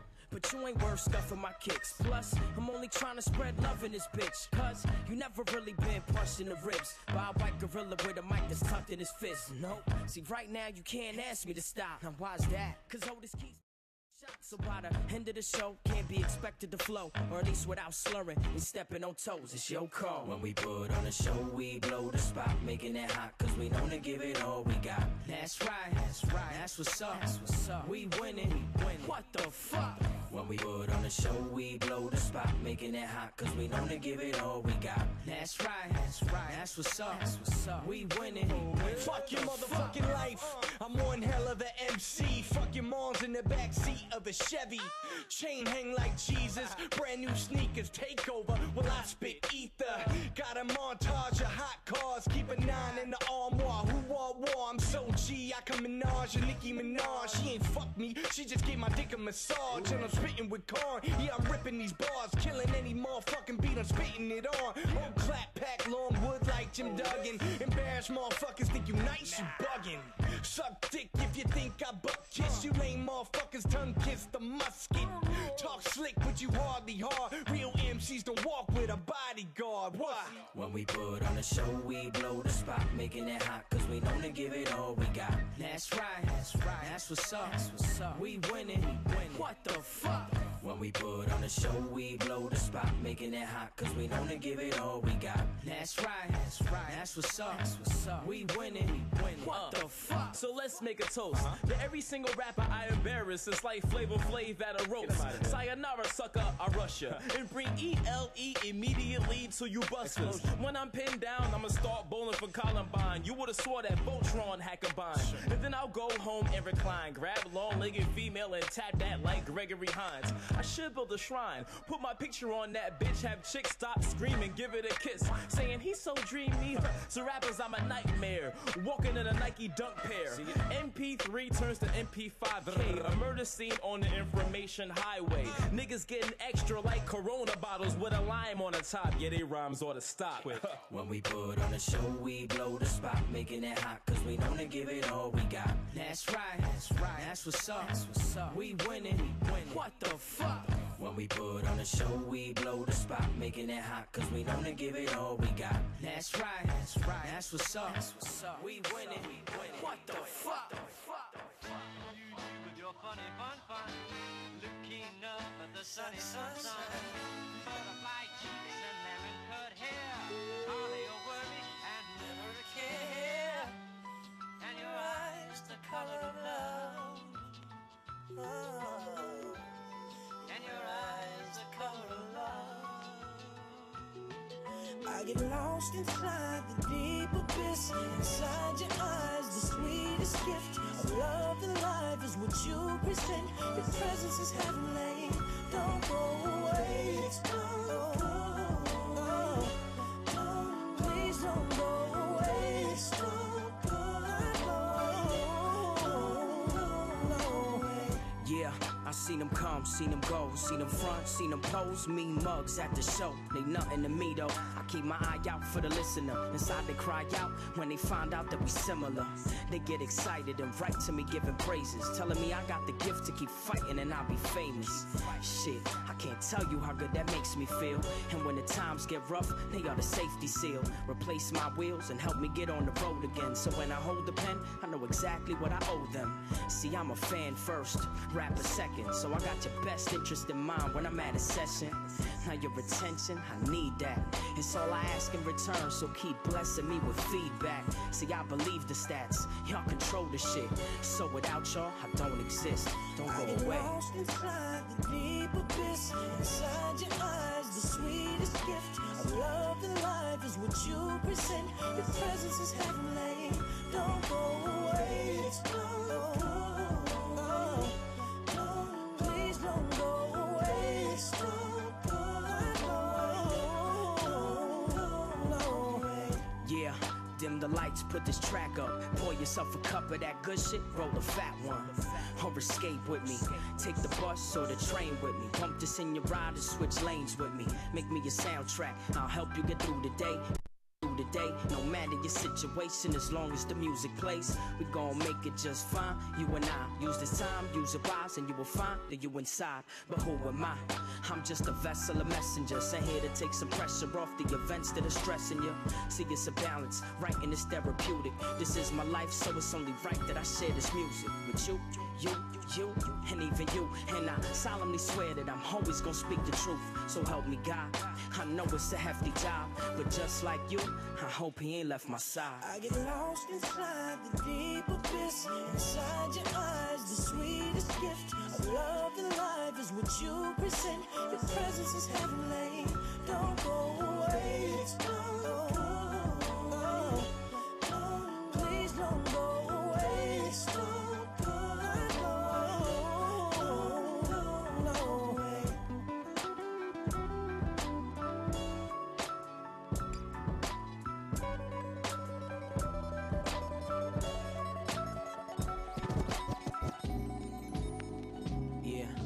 Clap your hands, everybody. Clap your hands, everybody. It's a little short story. Check it. Yeah. Clap your hands, everybody. Clap your hands, everybody. It's a little short story. Yeah. Clap your hands, everybody. Clap your hands, everybody. It's a little short story. Check it, yeah. When he was young, he used to crash the session and get no love because this cat's a freshman. Yeah. When he was young, he used to crash the session and get no love because this cat's a freshman.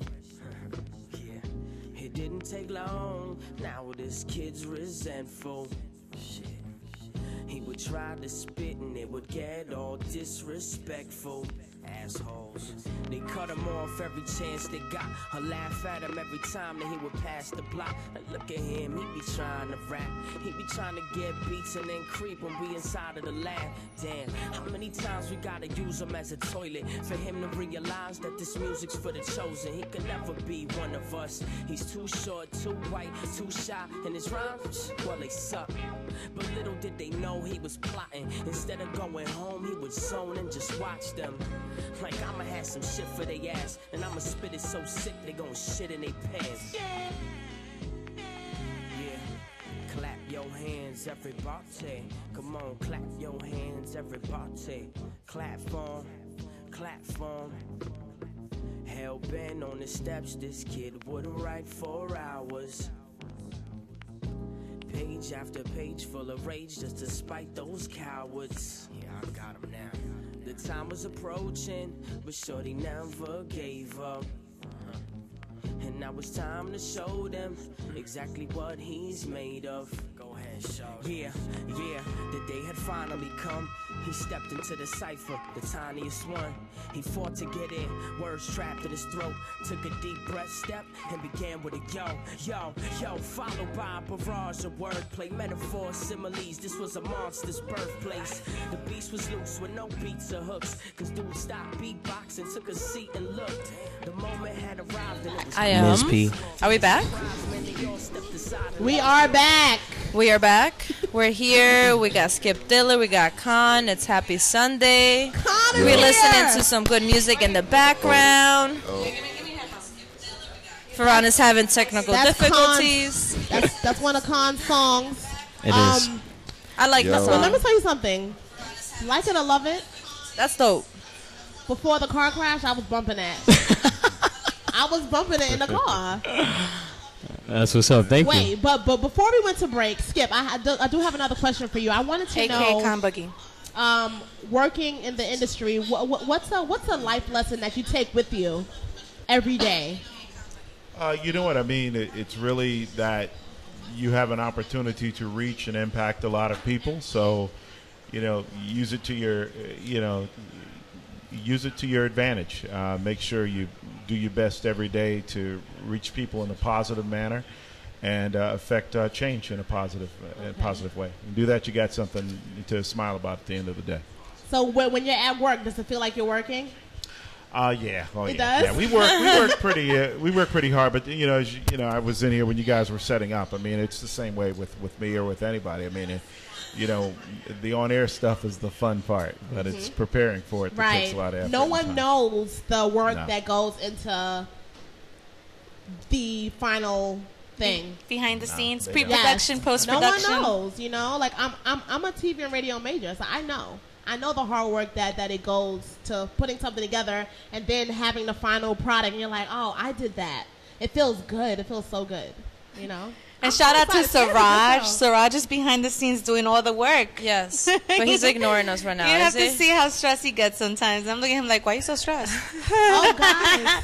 He's got the whole mixtape playing back there. Guys, big That's what's shout up. out to Mo Love, my manager. He had knee surgery. Feel But better. he's recovering. He better be tuning in, Mo. Yes, Better Mo. be tuning in, Mo. And shout out to Mantis.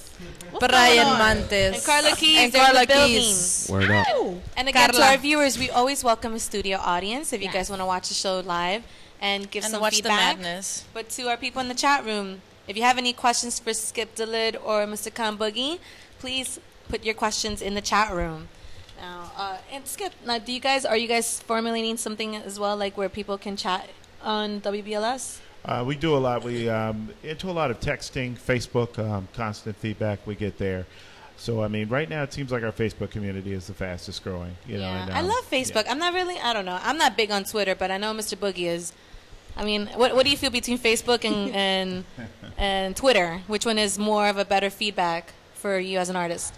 I guess Facebook would be probably for me where I get the most feedback. So, I guess the network is a little more, they can actually see pictures, log on, see music. I mean, you can do that on Twitter too, but it's more just a quick flash or a link. You know what I'm saying? It's a little more intimate, I feel, on Facebook. Yes, I agree. I think K.O.N should start every sentence, well, like it or love it. Facebook. Promotion. Yeah. Actually, and Miss P had put a picture. This is off the topic, but I want to know about what you guys feel about the Labor Day parade. What's the Labor Day parade? That was the West I haven't Indian Labor seen Day that. parade. So I mean, I'm gonna Every let's see year. if Raj, if he's paying attention to me. No, my favorite picture you posted was the baby looking at that monster, whatever. The that baby was in the the shopping best cart. one. Yes. I do a Miss P question of the day. I do a Miss P photo of the day. I do a Miss P thought of the day, and I'll post it on Facebook. And I like to get feedback from people. I like to know what people are thinking. So I posted a picture of this year's Labor Day parade. It was a officer in full uniform and a woman in full carnival costume, and she was bent over, and he was show you guys a picture. he was dancing, holding her. Really? And I wrote, this is why the Labor Day parade is really in jeopardy.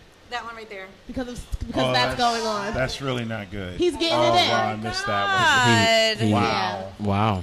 And that's not good.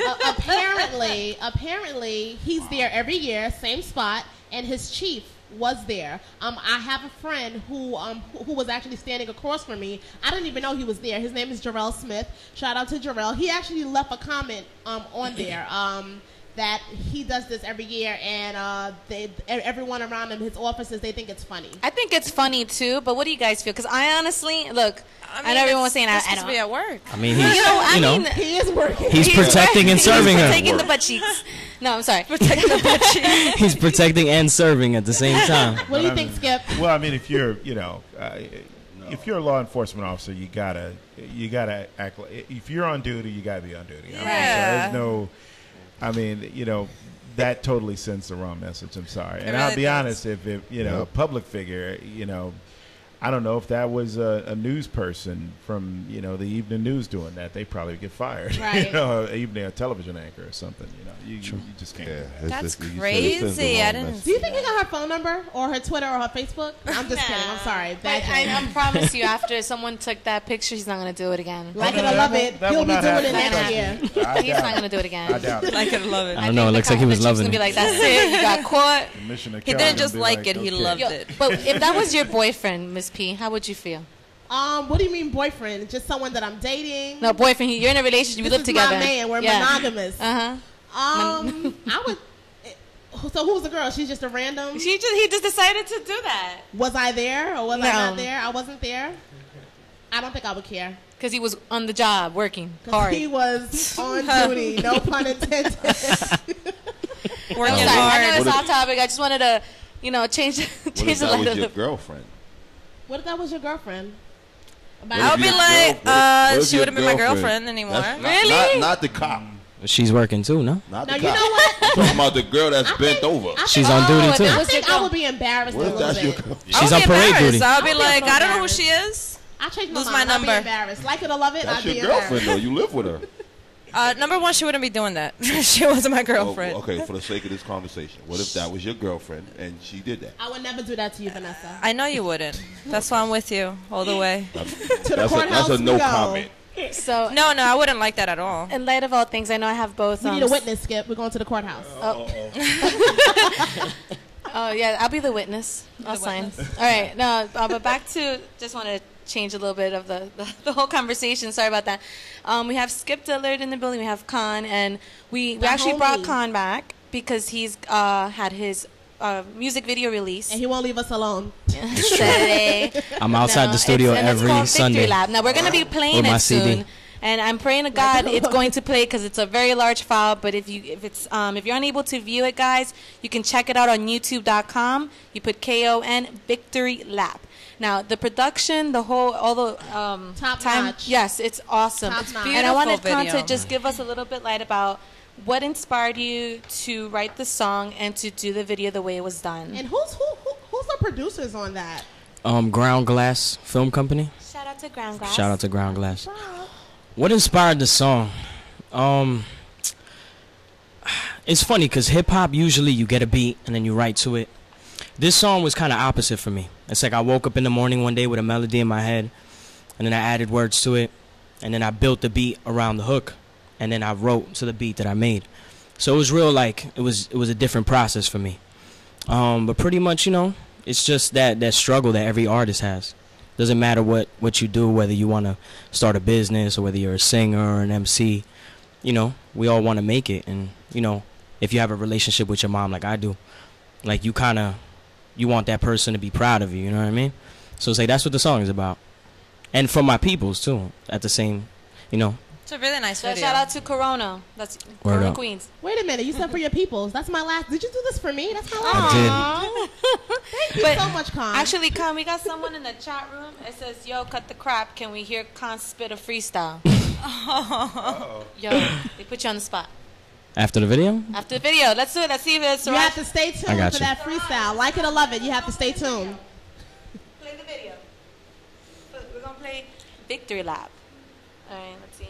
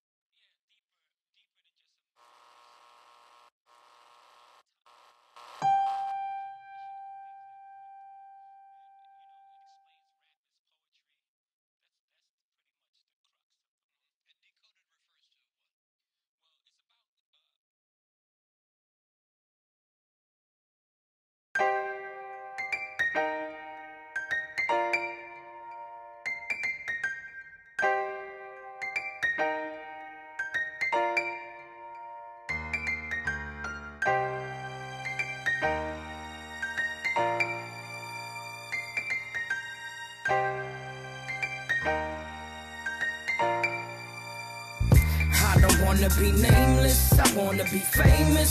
See my name at the top of the chart. Scream, mama, I made it. We out of the basement. I told you one day I was gonna go far. I don't wanna be nameless, I wanna be famous. See my name at the top of the chart. Scream, mama, I made it. We out of the basement. I told you one day I was gonna go far. Hey, yo, I struggle just to keep the faith. Cause life's a bitch and I've been caught up in a sweet embrace. Too many times I let the devil penetrate my soul. He had me lost thinking I would never make it home. But he was wrong. Mom's prayed for her son's revival. For months, say yo, she slept while she clutched the Bible. Now that's love, that's why I gotta be her. Know why I'm jotting these words? Cause if I make it for any reason, it's gotta be her. That's my heart, man, she's truly divine. And when she knew I could rhyme, she gave me money for my studio time. She put up with the neighbors and probably with the teachers. Even when they told her that nobody could reach her. I admit I was selfish. I knew she was helpless, so I took advantage and traded school for the benches. Textbook for my rhyme book. Just listen to my hook, cause this is what I told her, y'all. I don't wanna be nameless, I wanna be famous. See my name at the top of the chart. Scream, mama, I made it. We out of the basement. I told you one day I was gonna go far. I don't wanna be nameless, I wanna be famous. See my name at the top of the chart. Scream, mama, I made it. We out of the basement. I told you one day I was gonna go far. Yeah, I struggle with the frustration, cause I once stated that I'll be the first out my clique to touch greatness, yeah. And you could trust that I'm working on it, so I make sure I put the hurting on every song that's worth the knowledge. Over nonsense, my mode is progress and growth. So I approach and expose my hardships and shows, cause I gotta let the people in and let them know they got a champion behind the mic that speaks for them. Not like a politician, it's more like I'm politicking with my righteous brothers and all of my conscious sisters that got a lot of wishes and take the time to listen, cause they relate like he be saying what I was thinking. They feel the love and the pain when I rush to the stage. It ain't much to explain, cause we cut from the same, and it's a must we say history back. So listen up, this is the victory lap. I don't wanna be nameless, I wanna be famous. See my name at the top of the chart. Scream, mama, I made it. We out of the basement. I told you one day I was gonna go far. I don't wanna be nameless, I wanna be famous. See my name at the top of the chart. Scream, mama, I made it. We out of the basement. I told you one day I was gonna go far. Reach for the sky, reach for the stars, reach for your dreams, come on, believe in it, y'all. I said reach for the sky, reach for the stars, reach for your dreams, come on, believe in it, y'all. I said reach for the sky, reach for the stars, reach for your dreams, come on, believe in it, y'all. Ride with me, let's never look back again. Just pack your bags, give thanks, cause the past is dead. I don't wanna be nameless, I wanna be famous. See my name at the top of the chart. Scream, mama, I made it. We out of the basement. I told you one day I was gonna go far. I don't wanna be nameless, I wanna be famous. See my name at the top of the chart. Scream, mama, I made it. We out of the basement. I told you one day I was gonna go far.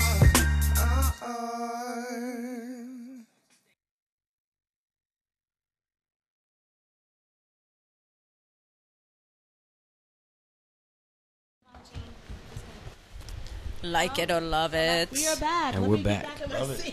Oh, you need comes help? back. Wait, hold on. I'm sorry. I have to assist somebody. Hold on. All right, that was Victory Lap featuring Con Boogie. Or it's Con Boogie song we're seeing featuring. It is Con on this. And I'm sorry, Miss P. Got a few more pillows there. Needs to take it slow. I lost weight. I used to be 5 inches higher when I sat down. Now I have to replace it with pillow. I have muscles now. No. I know the girls had questions for Con about the video. Yes, Con. Yes. So you, I wanted to know what was the process. You said it was a 3-day process, right? It was 3 days of filming. First day was the school scene, so it was pretty much a whole day in the school. The second day was like, the little fight scene that the couple have, and a few other miscellaneous shots. And then the third day was all me. Okay. So it all was about you. And Like shot it or love in it. Brooklyn. And it was like all day shooting. Like I'm talking about boy, crack I of know. dawn to like. I know. Sunrise. And then you have to do your casting, the treatment, everything. It's work. But then seeing the final product, it's a good feeling. Yeah. And Most how definitely. many views on YouTube? 6,700. Yeah, a little over 6,700. And that dropped August 11th, so it's officially a month today. Yeah. So if you guys check it out, youtube.com, and share with your friends and family. It's a very inspirational video. Also, you can get the Like It or Love It mixtape on Bandcamp, right? Yeah, and you can also buy the single. The single comes with a B-side, and it's produced by Domingo, and you get the video also. What did you think about the video, Skip? I really was speechless. I mean, beautifully done. The color, lighting, in terms of shade and dark and light again. I mean, the work that, you put into something like that, it was like a movie. So it's extremely well done. Really nice. I really enjoyed it. I'm going to see it again, Shoot a too. movie, Thank you. Man. Just stop playing and let's do the movie. Man. I'll play Con. We got the same glasses. I can see you so. bald with a beard. It'll work. There you go. Shoot I got a the movie. same Let glasses. Con do the soundtrack, and let's get this money. Yeah, I would love to make a movie. Just don't shave for a week. You'll be good. Skip, do you have a website of your own that you share your thoughts or anything? I do. Musicpeopleandpolitics.com. That's Nice. my blog Music, site. People, and Politics. Yes, my site. musicpeopleandpolitics.com. Yeah. That's AND. Yeah, Okay. all together. And yeah, I'm all about everything politics. And she's about music. She's about politics and music. together. Whole thing together. Well, you know how I Music feel. and people. No, politics is really important. Music and politics go hand in hand, in my opinion, because I feel, at least the music that I hear is very politically driven.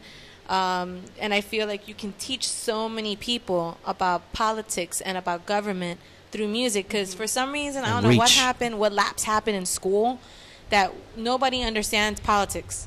Nobody really understands it. I will talk to people. I said, do you know how we get funds? Do you know how the government gets money? Do you know about the conspiracies? Do you trust your government? And people will look at me and say, They'll what? say no, but I know what time 106 and Park comes on. Right? Yep. Okay.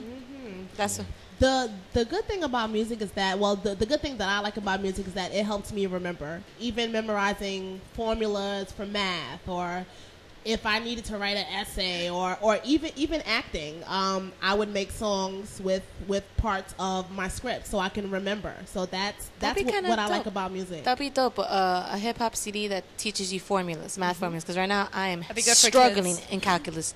That's actually a great idea. Try it out. I think people have. It's been done, but maybe I can figure out a way to make it different.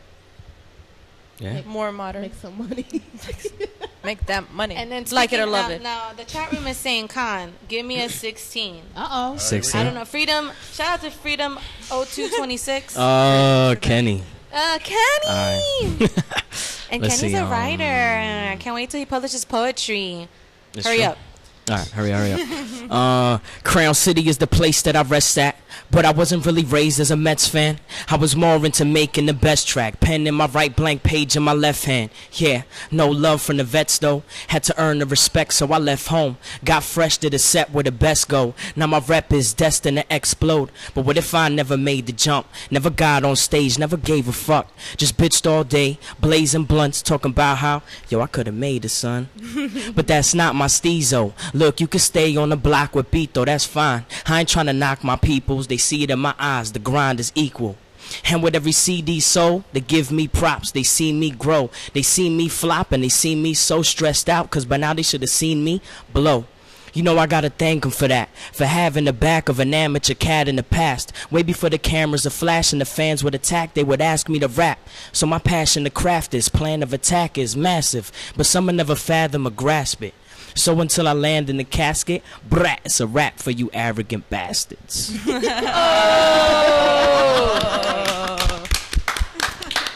All right, Skip, you're up next. No. Let the pros handle this. Have you ever dabbed in making music, Skip? What's that? Have you ever dabbed in making music? No, I've studied piano, but I mean, I played in like student recitals and stuff through college, but I never like recorded anything. No, that's every radio person. We joke we're a failed recording artist. Like we don't get to record, so we play the music. So. I gotta say, I really, really love the Like It or Love It album. I really, really do. Kind. I'm like, Thank you. So and I'm like, do you love it? I absolutely love it. Aww. I do. I'm like, damn, I know this kid. He's pretty good. I'm like, listen. I'm like, oh, okay. Yeah. And I'm like, okay, repeat. Okay. I mean, going back to what Skip said earlier, you know, it's about quality. Like, yeah. I have an audio engineering degree, so I mean, that definitely plays a big part in the music that I make. You know, and when I put it together, I just wanted it to be not only like quality as far as like lyrics are concerned, the topics, but also like audible. Right. You know, like I wanted it to be something that, you know, like you could play after a Jay-Z, you could play after, you know, a Jill Scott record. You know what I mean? And it'll still have that same feeling, you know, as far as like what you listen to, topic and quality wise. It's really dope. I know. I tell my friends, you gotta listen to, you gotta download it. It's really good. Download, Con. I see you like you're bigger than rap, yo. That's what's up. That's a huge compliment. Yeah, it is. You're bigger than That's rap. very Like, nice, rapping Ron. is like. Consoon is gonna go into politics. So, He just doesn't like, know it. Nah. I think his Like, head I'm is definitely not a ripping right now. politician. His head's getting big now. Nah, I mean, You got so much to talk about, so much to offer besides just rapping. I mean, well, it all starts with me. I feel like I've always been a creative person, so it's like I've always, you know, I have ADD, and it's like I figured I have to pick one thing in order to kind of push me further. It's like, you know, I do graphic design, I do a little bit of everything, Oh my God, like, but it's like I had to pick one thing in order for. You know what I mean? Because it's like if you try to do too many things at once, you wear yourself thin. And you just end up being good at everything but not pushing anything forward. So to me, it was hip-hop. It's the thing that I've always done from the beginning. You know, I was a little kid freestyling. You know, I started making beats in high school. And, you know, and it's been the one thing. Like, everything else came secondary because of the music. I started engineering because I didn't have money to pay for studio time. I started making beats because I couldn't get beats from anybody. You know, but then at the end of the day, I've always been an MC. And I feel like with me, you know, that's the thing that's going to push me forward in the other things that I want to do. Now, I wanted to ask you a really personal question. And I know one of the nicknames they give you is Vanilla Gorilla. Yeah. Right? But I know that in I can't right now, don't ask me, I'm ashamed of myself. I can't remember the title of the song. But I know you was talking about how people would stereotype you and the difficulties you had with other people just giving you respect. Because they would just, and it's happened. I've seen it where they just look at you and they don't know who you are. They don't know what's going to come out of your mouth. Right. But they already have an assumption of how good you are by just looking at you. Right. They prejudge. I mean, to me, I feel like, especially at this point in my career, I'm such a strong artist that it doesn't matter what you think about me. As soon as I open my mouth or as soon as I show you what I can do, it's like you're a believer right off the bat. But, you know, growing up, it's like, you know, I'm barely 5'5", you know what I mean? So it's like I'm a small, you know, light-skinned Spanish kid. And my name is not, don't laugh at me, man, come on. Nah, but you know what I'm saying? So it's like in school, it's like it's one of those things that is just like the stigma, like hip-hop is really not made by white people. I mean, even though one of the biggest rappers is like Eminem. You know what I'm saying? But then it's like I've always had to fight to get my respect. It's never been anything that's been handed to me. You know what I mean? That's so worth it at the end. Yeah, I mean, and it made me who I am today, because it's like I continue fighting the same way, and I always have that every time I write, it's like nobody's feeling my music, even though I know I have fans and I know people, but it's like I always have that mentality, and I think that's what pushes me further and always makes me strive to be better, and everything I do has to be better than the last thing I've created. That's dope. I have a question. Piggybacking what you just said. The way you feel is based on how you know everything you've gone through to get to this point, right? What do you say to people who try to? Oh my God, yo! What do you say to people who try to criticize that with you, as far as like, okay, well, K.O.N is to this or K.O.N is to that, to whatever the criticism is. I don't know. People find reasons to criticize people all the time. So. What do you say to that? Because, you know, the way you are is based on what you've been through in your life, and it helps you for what you're trying to do for yourself. It helps you. You know, it may not help her, but it helps you. Right. So what is your response to people with that? What is your response to people who want to criticize? He says, like it or well, love it. I mean, nah, but I mean, it's criticism in the sense like the one thing that I do get is like people try to put me in a box, you know, and they try to say I'm a certain type of artist. And I feel like, you know, like if you listen to the mixtape, it's not all one type of hip hop. It's real soulful. I'm singing, You know what I mean? I'm rapping slow beats, fast beats, down south stuff, you know, boom bap hip hop. So it's if you want to prejudge me, or if you want to be that way with what I do, then you're not listening. And then or who I am. If you follow me, then you know the type of artist I am. But if you criticize me and you say something, you know, negative or, you know, ignorant, you know, I don't really take it into consideration because I know you're not listening. You know, and I've got that. I've got a lot of people who criticize and have not taken the time to really listen. But then there's people who criticize and they give me really good feedback because I could tell they listen. They were like, oh, you could have done this, or you could have done that. Or I heard track 7 and track 12, and, you know, I feel like you could have came a little harder. And to me, I respect that because to me, everything is constructive criticism. But I feel like people are just like, oh, yo, you shouldn't wear your hat backwards. Like, that's stupid. You know, I'm like, haters. Like, it doesn't like me. Like, I mean, you know, I like fashion and stuff, but to me, is I could wear a robe and still kill it on stage. You know what I mean? So, I mean, I guess hopefully that answered your question. Dashiki? Yeah. Skip, now, in your career, do you still see serious stereotypes like that where people just assume on, you know, just looking at the artists, they're not good because they don't fit that box that they're trying to market out? You know, I think it's more than that, though. I think it's everybody looks for a formula, you know, and you know, I was thinking about this while I was watching the video. I'm like, if Lil Wayne can have a top of the chart hit singing "How to Love," you know, this dude don't sing. You know, he can definitely make it. I think it's just continuing to grind out there. And the beautiful thing about the digital universe that we're surrounded in, you can constantly have an opportunity to win people over. I believe that everybody out there is looking for that next great song. You know, everybody's longing for it. Wherever it is, they'll take it. And it's just constantly putting your best out there to the masses, and it'll come back. It eventually will happen. But you know, all of these cats that you know spend so long, that really truly have talent, it doesn't happen overnight. You know, I mean, when Kanye West said, "Hey, I want to actually perform, not just produce," they were like, "Yeah, right. You know, can you write something else for us, please?" You know, so they had no interest. You know, they felt that his voice would never carry, would never be able to do it. So, and I heard that story told to me personally by him. So, you know, there are, some obstacles out there, and people are going to be haters. They're going to criticize.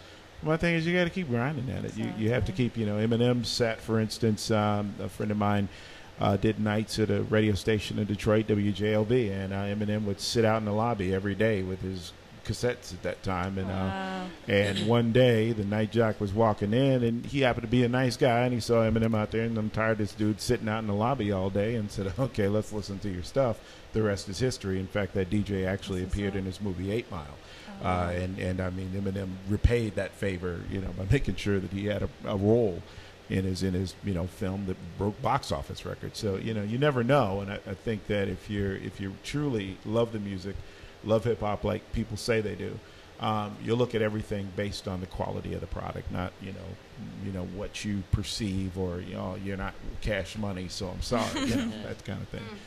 Right. So what do you say to people who have, we all have different levels of what quality is? You know, like your version of quality, of course, is a professional radio type of version.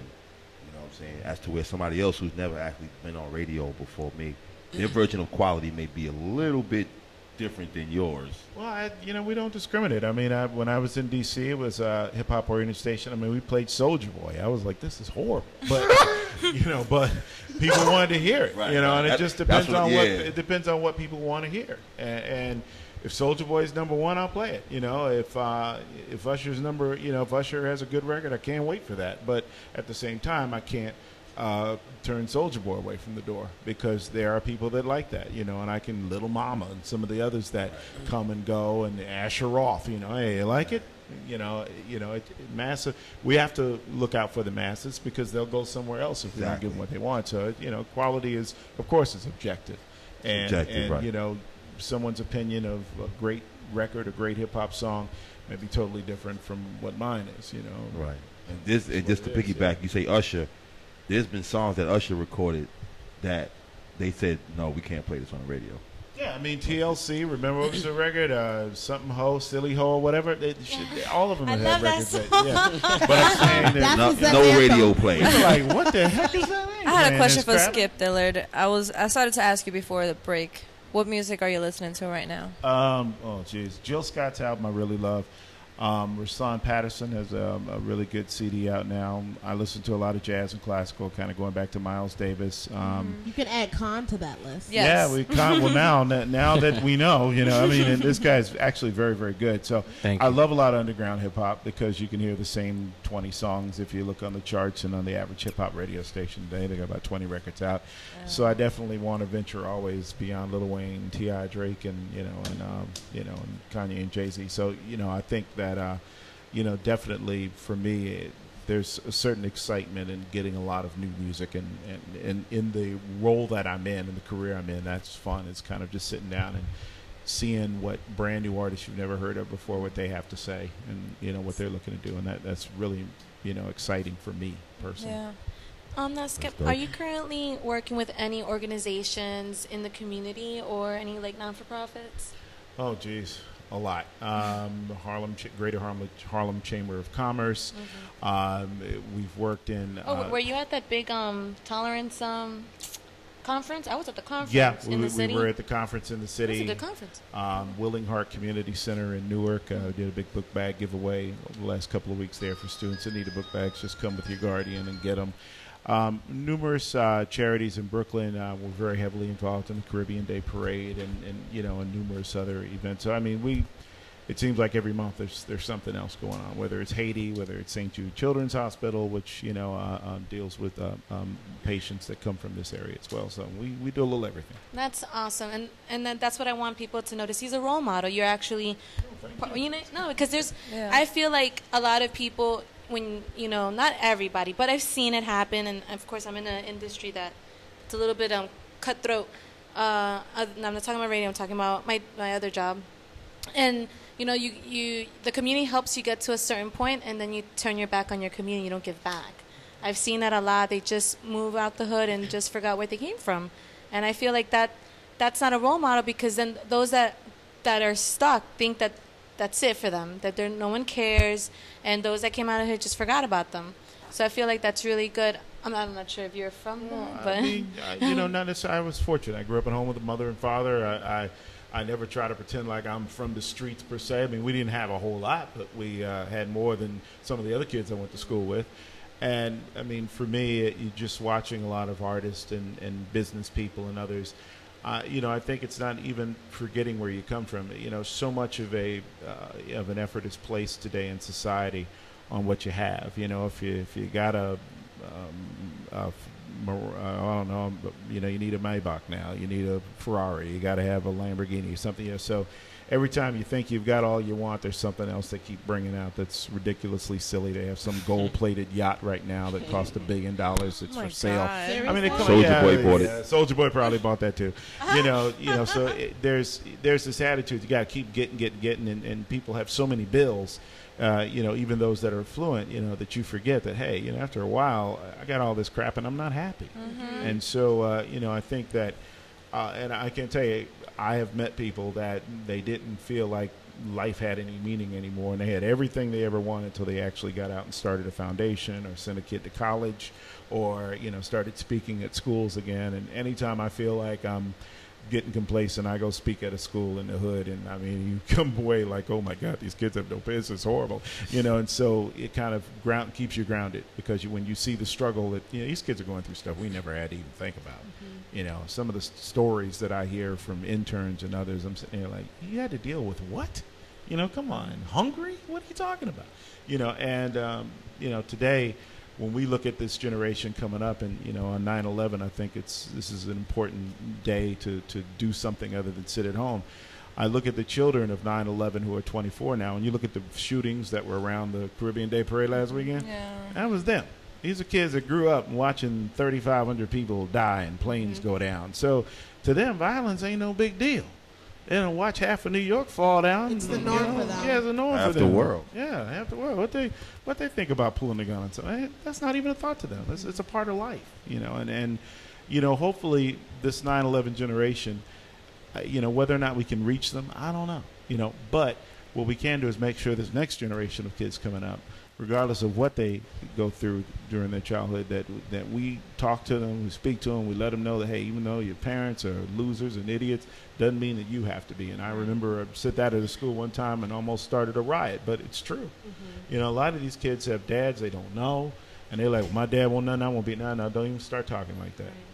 And you have every opportunity to change the course of the future. I have stories of kids who are alive because their mother was raped by their father, and they never knew who their dad was, and they feel like they can't break that cycle of violence. You can, but we got to be role models, go back, reach them, and that's the biggest chance they have to make it.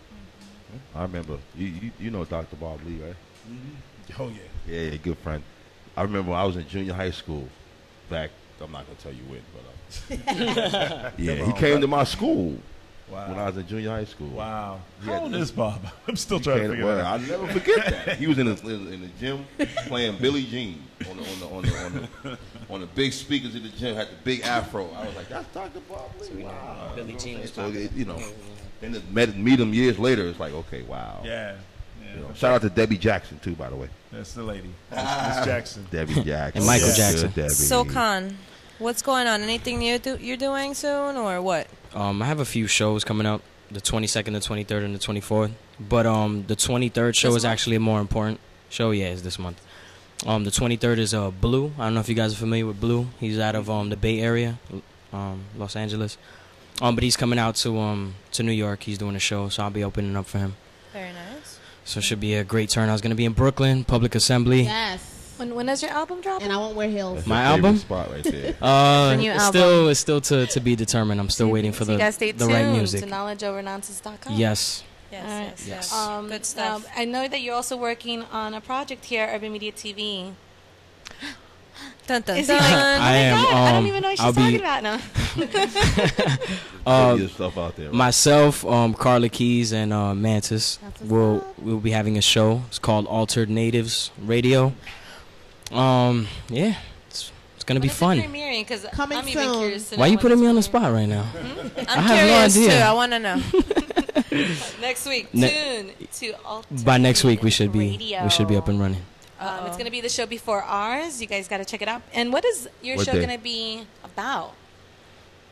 It's definitely About music. What day? well, not really about music, which is it's you have Carla Keys, and anybody who follows Carla Keys, she had a dope advice column, so we're gonna try to incorporate that. Then we have Miguel, which is Miguel the Rose Enriquez, the Miguelino. he was the Tenant Whisperer, on the New York Times. So he's like the best doorman in New York City. Other than that, though, he's a phenomenal producer and MC.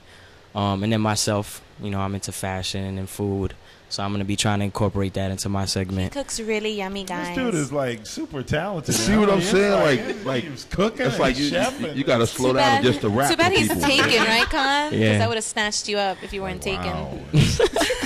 just cut to the chase and do a movie. No, that's not Maybe taken. get So I Havana have an opened up to opportunity. us so we can go I know a lot of ladies have been Let's asking do me. it. Yo, girls have been texting me. Yo, who's that guy? Come on, buddy. And I'm like, he's You taken. know what, Con? They said he was pretty. I'm taking. Along with the Still music, no answer. now, right before your show starts and during the show, you can have one of those little trucks that sells your food. Yeah. What day is your show? It's not. I don't think it's that serious though. If it's that, What day is going to be on had Sundays? emails, but I heard it Right was before good. this show. Oh, okay. Yeah. I heard you could sure boil some water, Con. What? Can't wait. Hard-boiled eggs all day. Now I gotta ask the question for Ron's question of the day. Uh-oh. Oh, boy. Done. Oh, God. You already No. know. Dun, You dun. already know. Drum roll. Let Tia him ask told the me to ask the question. question, She was being so I have to sarcastic. do it, Tia. She was being sarcastic. Skip Dillard, would you compare Soulja Boy to Bob Marley? Look how confused he looks. What? And that's the correct answer. Okay. so That's the face that everybody. Siraj needs a mic. I like that. Glad we ain't in Brooklyn. That was after so that. last season. next question. He He didn't answer the question. Yes, he did. Yeah, he said what? He did. Yes, he did. His facial expression said it all. It don't take much for me. Now, what would you think of someone who attempted that endeavor? I would have to question, mental competence at the time. Maybe a few drinks, maybe a couple drinks, alcohol level. No, perfectly sober. Are you sick? You don't know that. Perfectly, actually, don't know if she was sober or not. I'm not saying who. I'm not saying who. Nowadays, I'm not saying people who. think that I'm Soulja just asking Boy the is very question. talented. In her world, I never liked his stuff anyway. Not all you need to know is that person is not here. Right. Okay. All right. And hope. It wasn't me. in her world, He doesn't want to offend nobody. that makes sense. I'm not Wait a alluding to minute. who did it or who asked the question. Wait a minute. Before we go, I have to talk about Love Doesn't Hurt. Yeah. Love Doesn't Hurt. It's a play that's out. Ferran is playing Dino. All right. Ferran is a thespian. Not a lesbian, a thespian. Yeah. He's a lesbian as well. Too, yeah. But this Not in is the play though. Love Doesn't Hurt. It's coming to the Producers Club. That's 358 West 44th Street between 8th and 9th Avenue. That's 3 shows on October 8th. That's 2 p.m., 5 p.m., and 7:30 p.m. For more info, you guys can log on to Archie McNair Productions. That's ARCHIEMCNAI Productions.com. And I'm excited because I saw it the first time. Ferran has also acted in another play with me. Could you tell him more about that play? Even though it's not running right now, but it's going to be up soon. I was talking to Michelle. Okay, that's cool. It's called. Well, I'll do both of them. It don't matter. Talk about it. It's called It's called When You're Down to Nothing. That bread. Yes, and the saying is when you're down to nothing, God is up to something. So it's it's also an inspirational play. But make sure you guys look out for this. This was the #1 stage play in America. Well, I call it the most explosive domestic violence stage play of the summer. Okay, yes, and it does touch on domestic violence. I know whether you were a child growing up seeing it, or you know a friend of a friend who has who knows someone who's been through it. This is a really inspirational play. You guys can also order tickets online at smarttix.com. Okay. Or you could just call me. Nice, very eloquently put. Thank you. I was using my radio voice. I got it for half price. I'm about that bread. But speaking of which, we do need to close up. I wanted to thank everyone tuning in in the chat room and online.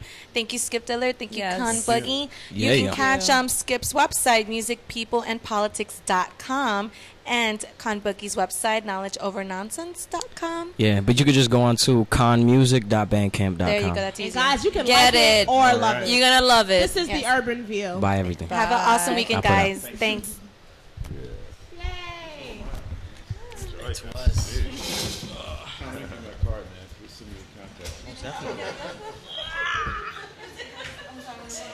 Show my dress stays down. I'll be Director, look at your video tomorrow. I wanted to see that. perfect. Thank you. Much appreciated.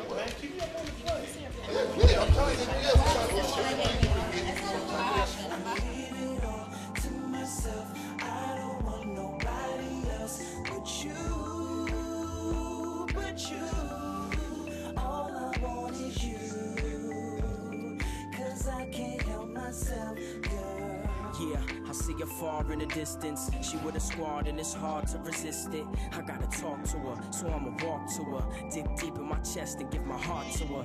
Nah, I'll probably buy her a cup. Like what's up and let her know she caught my eye from the jump. Yeah, get to the bar and attack from the rear. Before I even get to speak, shorty hands me a beer.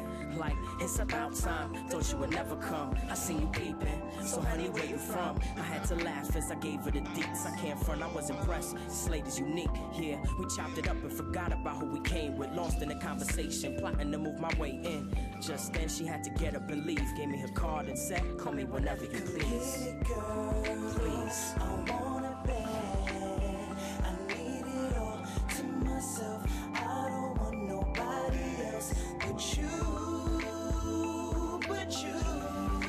All I want is you. 'Cause I can't help myself. Get it, girl. I want it bad. I need it all to myself. I don't want nobody else but you. But